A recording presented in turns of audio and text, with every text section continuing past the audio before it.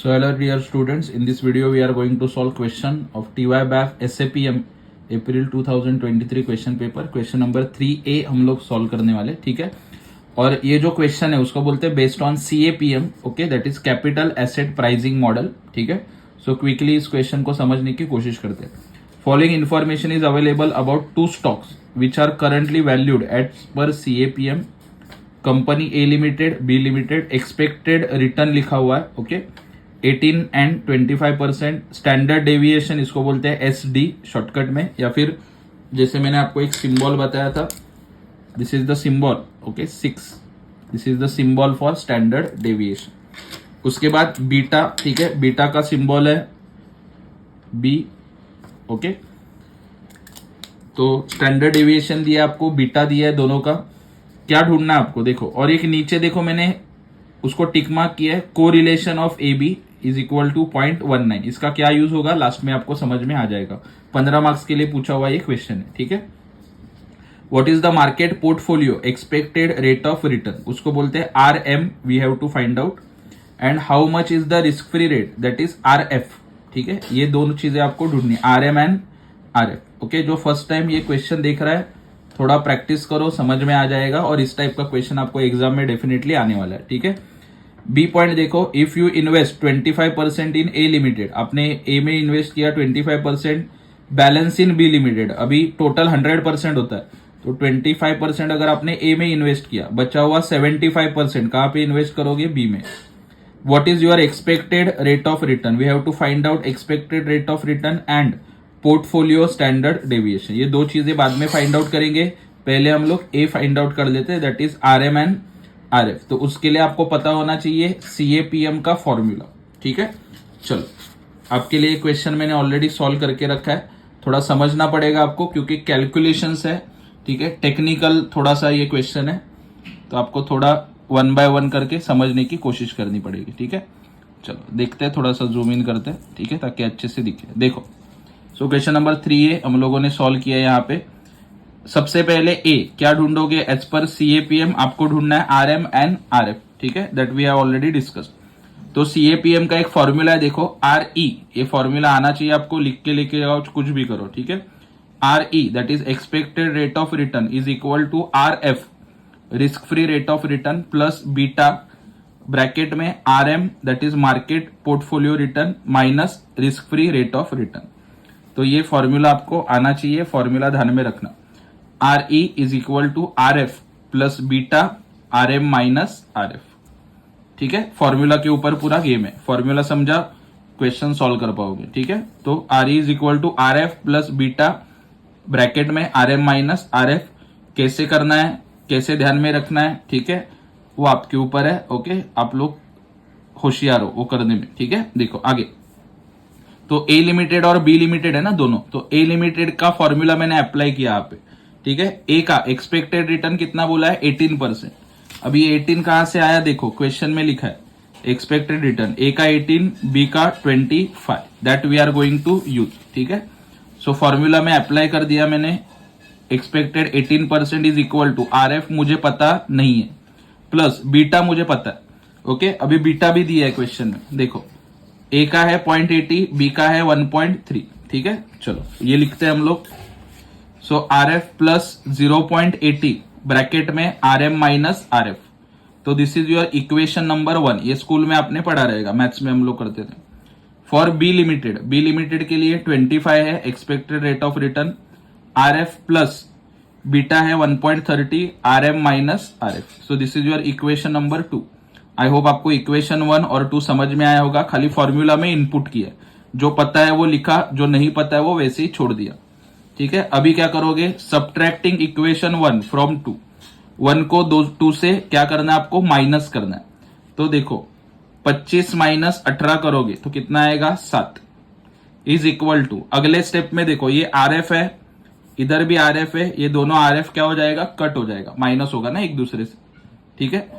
और ये जो है 1.30 RM माइनस RF, ऊपर है 0.80 RM माइनस RF। ऐसा कुछ लॉजिक मत लगाओ ये RM RF कट करने का, ऐसा नहीं होता, ठीक है, क्योंकि ये वैल्यू ही पता नहीं है आपको। सो 1.30 माइनस 0.80 कितना आएगा, 0.50 ठीक है। ब्रैकेट में R M minus R F, वैसे एक बार ही लिखना है, ये ध्यान में रखना, दो बार मत लिख देना माइनस करते हो, ठीक है। ये मैथ्स के बेसिक रूल्स है, अगर आपने पढ़ा रहेगा, नहीं तो अभी जैसा है वैसे समझ लो प्लीज, ठीक है। नेक्स्ट स्टेप में ये 0.50 इधर मल्टीप्लाई में है, ठीक है, तो यहां पे आ जाएगा, ये साइड में आएगा तो क्या हो जाएगा इसका डिवाइड, तो 7 divide by 0.50 is equal to R M minus R F. तो इसको अगर मैं सॉल्व करता हूं, 7 को 0.50 से डिवाइड किया तो आंसर आएगा 14। So R M minus R F का वैल्यू मुझे मिल रहा है 14, और इसको मैंने नाम दिया इक्वेशन 3। ओके, फिर से बता रहा हूं, अब तक क्या किया, फॉर्मूला लिखा, उसमें ये इनपुट किया, 2 में से 1 माइनस किया, 25 में से 18 7, आर एफ कैंसिल हो जाएगा, 1.3 में से 0.80 माइनस किया 0.50, ये यहाँ पे गया डिवाइड हो जाएगा, R M minus R F का वैल्यू मिलेगा 14, दैट इज इक्वेशन नंबर 3। अभी ये इक्वेशन 3 का वैल्यू मैंने क्या किया, पुट इक्वेशन 3 इन इक्वेशन नंबर 1, इक्वेशन नंबर 1 में डाला, ठीक है। इक्वेशन 1 क्या बोलता है ये, तो यहाँ पे R M minus R F का वैल्यू मुझे मिला है, तो इक्वेशन नंबर 1 देखो नीचे 18 is equal to R F पता है क्या, नहीं, plus 0.80 into R M minus R F का वैल्यू कितना है 14, वो इनपुट किया, 0.80 इंटू 14 11.20। अगले स्टेप में देखो 11.20 इधर प्लस है ना, इसके आगे यहां पे आ जाएगा, ठीक है, तो क्या हो जाएगा माइनस, तो 18 में से माइनस 11.20 किया तो you will get R F, तो आर एफ का वैल्यू आता है 6.80।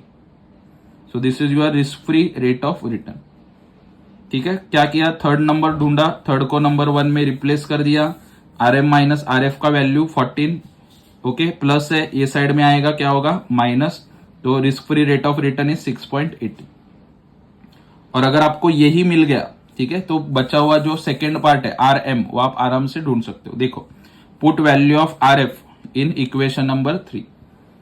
ओके, इक्वेशन 3 क्या बोलता है, R M minus R F, अभी आर एफ का वैल्यू है 6.80 इज इक्वल टू 14, अभी इसके आगे माइनस है, ये अगर ये साइड में चला जाता है तो माइनस का क्या हो जाएगा प्लस, तो R M is equal to 14 plus 6.80, तो आर एम का वैल्यू आएगा 20.80। दैट्स इट, इतना सिंपल है। फर्स्ट पार्ट आपका इसमें सॉल्व हो चुका है।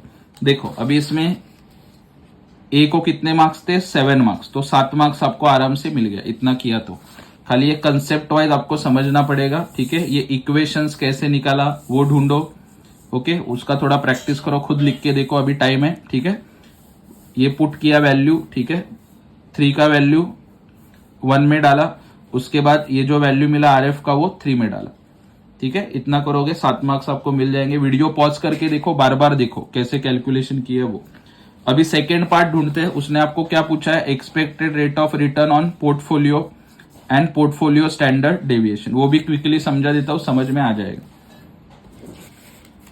सो this is your second part of the solution,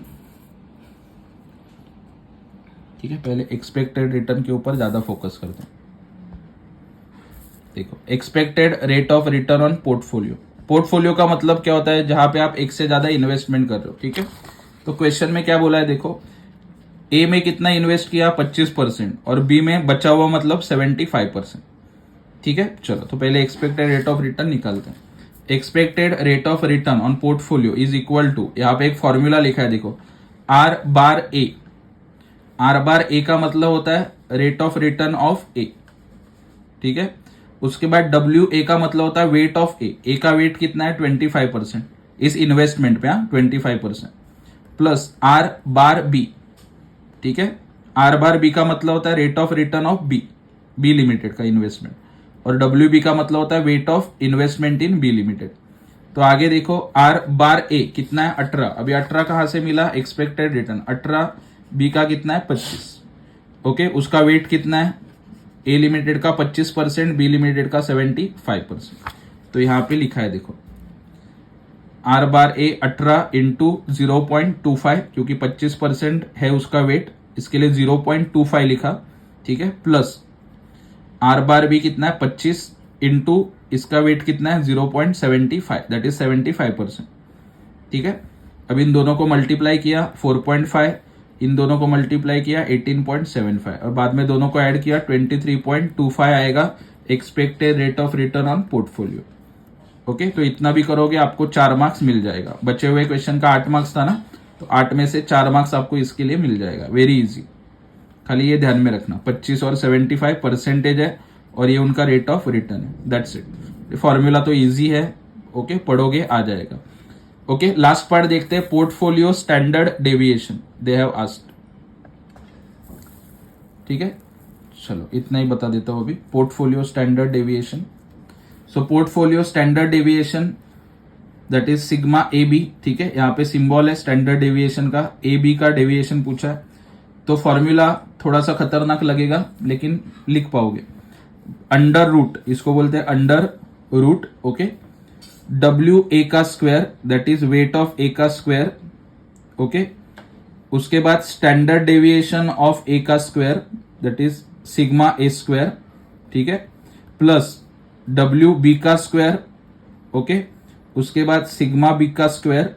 एकदम इजी है, क्या करने का, दोनों ए का लेने का, पहले वेट भी और स्टैंडर्ड डेविएशन भी दोनों का स्क्वायर करने का, ओके, दोनों को मल्टीप्लाई, बाद में बी का वेट, बी का स्टैंडर्ड डेविएशन दोनों का स्क्वायर लो और दोनों को मल्टीप्लाई करो, प्लस 2 ब्रैकेट में सभी को मल्टीप्लाई करने का। देखो 2 ब्रैकेट में W A that is weight of A, weight of B, plus standard deviation of A into standard deviation of B into correlation A B. देखो मैंने स्टार्टिंग में आपको बताया था, एक कंसेप्ट दिया है, ये मैं आपको लास्ट में बताऊंगा, ठीक है।